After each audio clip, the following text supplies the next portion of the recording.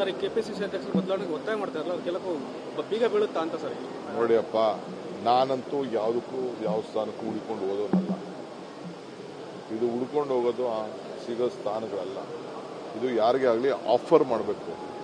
ಅವರಲ್ಲಿರೋ ನಾಯಕತ್ವದ ಗುಣ, ಸಂಘಟನೆ ಗುಣ ಗಮನದಲ್ಲಿಟ್ಕೊಂಡು ಆಫರ್ ಮಾಡ್ತಾರೆ. ಇದು ನಮ್ಮ ಪಾರ್ಟಿಲಿ, ಬೇರೆ ಪಾರ್ಟಿ ಕತೆ ನನಗೆ ಗೊತ್ತಿಲ್ಲ.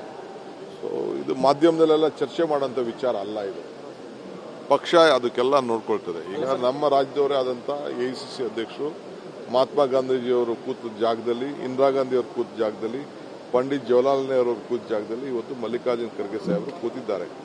ಅವ್ರಿಗೆ ಕಣ್ಣು ಇದೆ, ಕಿವಿನೂ ಇದೆ.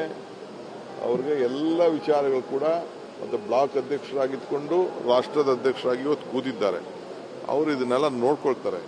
ನಾನು ಚರ್ಚೆ ಮಾಡೋಕೆ ಹೋಗುದಿಲ್ಲ. ನಾನೇನು ತರಬೇಕಾದ ಅವಶ್ಯಕತೆ ಇಲ್ಲ. ಅವ್ರಿಗೆಲ್ಲ ವಿಚಾರ ಕೂಡ ಒಬ್ಬ ಸಣ್ಣ ಕಾರ್ಯಕರ್ತನ ಹತ್ರ ಮಾತಾಡೋ ಶಕ್ತಿ ಕೂಡ ಅವ್ರಿಗಿದೆ.